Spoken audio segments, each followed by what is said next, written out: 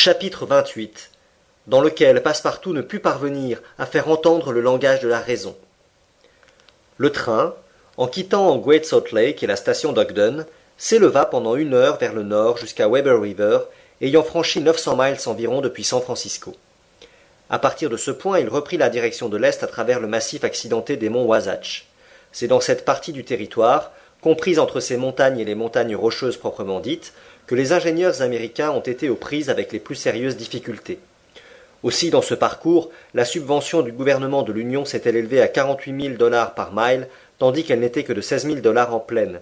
Mais les ingénieurs, ainsi qu'il a été dit, n'ont pas violenté la nature, ils ont rusé avec elle, tournant les difficultés, et pour atteindre le grand bassin, un seul tunnel, long de 14 000 pieds, a été percé dans tout le parcours du railroad. C'était au lac Salé même que le tracé avait atteint jusqu'alors sa plus haute cote d'altitude. Depuis ce point, son profil décrivait une courbe très allongée, s'abaissant vers la vallée du Beecher Creek, pour remonter jusqu'au point de partage des eaux entre l'Atlantique et le Pacifique. Les rios étaient nombreux dans cette montagneuse région. Il fallut franchir sur des ponceaux le Muddy, le Green et autres. Passepartout était devenu plus impatient à mesure qu'il s'approchait du but. Mais Fix, à son tour, aurait voulu être déjà sorti de cette difficile contrée. Il craignait les retards, il redoutait les accidents, et était plus pressé que Phileas Fogg lui-même de mettre le pied sur la terre anglaise. À 10 heures du soir, le train s'arrêtait à la station de Fort Bridger, qu'il quitta presque aussitôt, et 20 miles plus loin, il entrait dans l'état de Wyoming, l'ancien Dakota, en suivant toute la vallée du Beecher Creek, d'où s'écoule une partie des eaux qui forment le système hydrographique du Colorado. Le lendemain, 7 décembre, il y eut un quart d'heure d'arrêt à la station de Green River. La neige avait tombé pendant la nuit assez abondamment, mais mêlée à de la pluie à demi fondue, elle ne pouvait gêner la marche du train.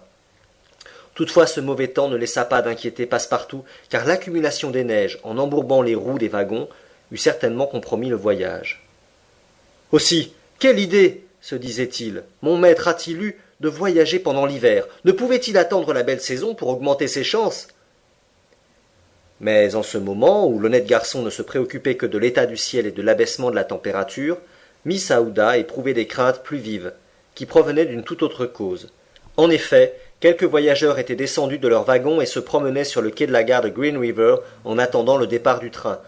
Or, à travers la vitre, la jeune femme reconnut parmi eux le colonel Stamp Proctor, cet Américain qui s'était si grossièrement comporté à l'égard de Phileas Fogg pendant le meeting de San Francisco. Miss Aouda, ne voulant pas être vue, se rejeta en arrière. Cette circonstance impressionna vivement la jeune femme. Elle s'était attachée à l'homme qui, si froidement que ce fût, lui donnait chaque jour les marques du plus absolu dévouement. Elle ne comprenait pas, sans doute, toute la profondeur du sentiment que lui inspirait son sauveur, et à ce sentiment elle ne donnait encore que le nom de reconnaissance. Mais à son insu, il y avait plus que cela. Aussi son cœur se serra-t-il quand elle reconnut le grossier personnage auquel Mr. Fogg voulait tôt ou tard demander la raison de sa conduite. Évidemment, c'était le hasard seul qui avait amené dans ce train le colonel Proctor, mais enfin il y était, et il fallait empêcher à tout prix que Phileas Fogg aperçût son adversaire. Miss Aouda, lorsque le train se fut remis en route, profita d'un moment où sommeillait Mr. Fogg pour mettre Fix et Passepartout au courant de la situation.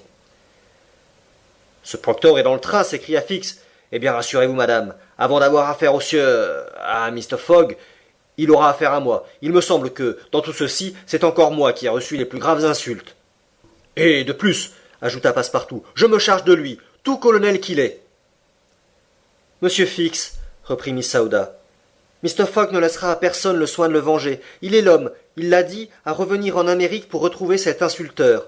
Si donc il aperçoit le colonel Proctor, nous ne pourrons empêcher une rencontre qui peut amener de déplorables résultats. Il faut donc qu'il ne le voie pas. »« Vous avez raison, madame, » répondit Fix. « Une rencontre pourrait tout perdre.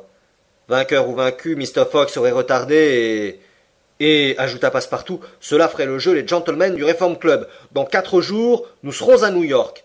Eh bien, si pendant 4 jours mon maître ne quitte pas son wagon, on peut espérer que le hasard ne le mette pas face à face avec ce maudit Américain, que Dieu confonde. Or, nous saurons bien l'empêcher. » La conversation fut suspendue. Mr. Fogg s'était réveillé et regardait la campagne à travers la vitre tachetée de neige.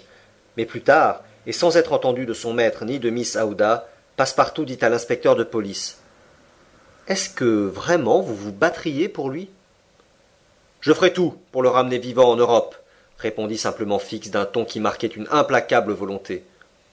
Passepartout sentit comme un frisson lui courir par le corps, mais ses convictions à l'endroit de son maître ne faiblirent pas.